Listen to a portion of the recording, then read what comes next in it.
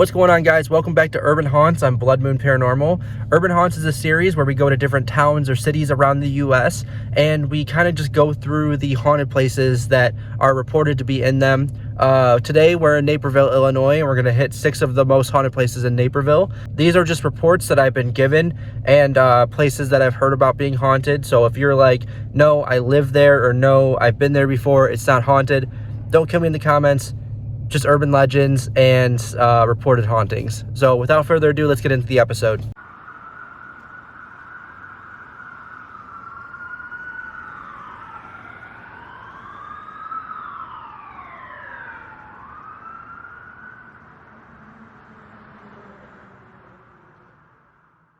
So our first stop on our list is 5th Avenue Station.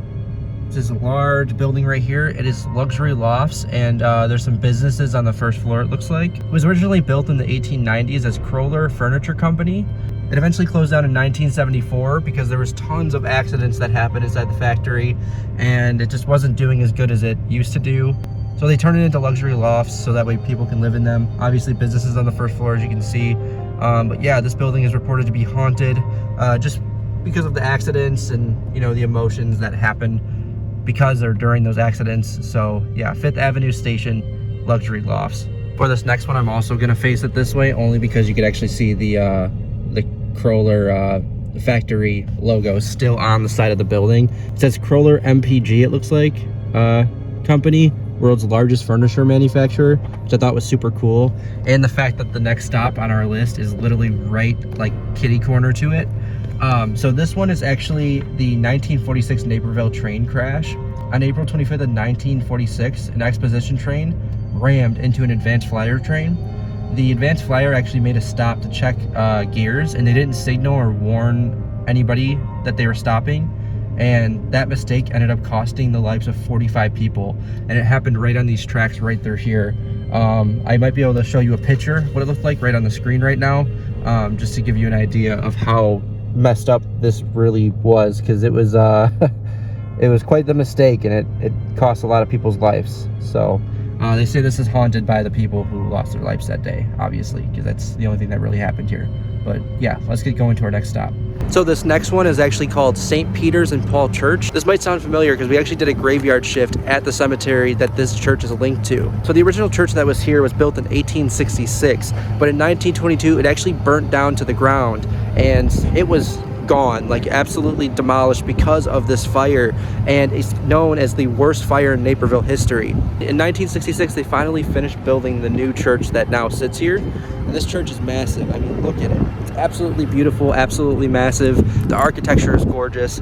But yeah, so 1966 they finally finished building the new church, and you're probably asking what makes it so haunted. I'm not sure if there's any deaths that happened because of the fire that happened in the church, but I do know that there is reports of a woman in white that's roams the building, that's actually known to be protecting it.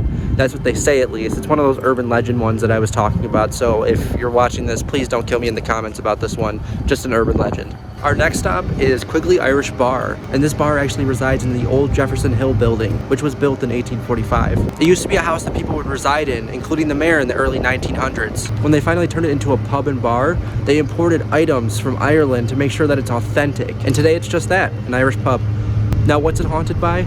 It's believed to be haunted by the people who used to live in the house, and that includes the mayor of Naperville back in the 1900s. So our next stop is probably the most gruesome place on our list, and this is the Lemack house right here. Oh my god, man, the history to it.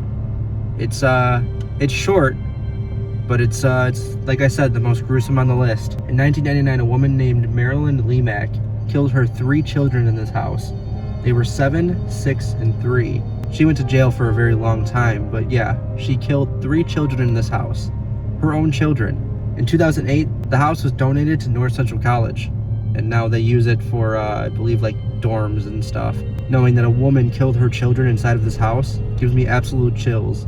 I would imagine that there's some sort of activity happening inside of there. I mean, those children's lives ended so quickly, you know, so short, you know, there has to be some type of activity, some way to contact them or something. Let's head to our next and final stop. So our last stop on our list is Naperville Cemetery, and this one is absolutely beautiful, absolutely gorgeous. It's massive, and we did a graveyard shift here a couple of months ago.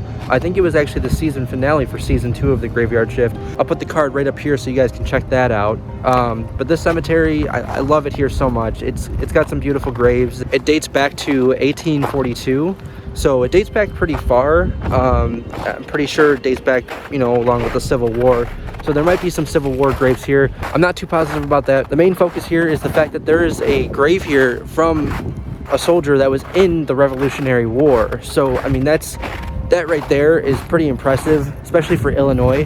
I know if you live more towards like the East Coast, you might have more, per se, like Revolutionary War soldiers there, but for Illinois it's pretty impressive. This is actually it right here. We did some investigating over here when we did our graveyard shift here, but we didn't get too much. However, this is a beautiful cemetery, and we did capture some stuff here. I think I gave it a 4 out of 5 EMF rating. This was our last stop, and we're gonna end the episode here.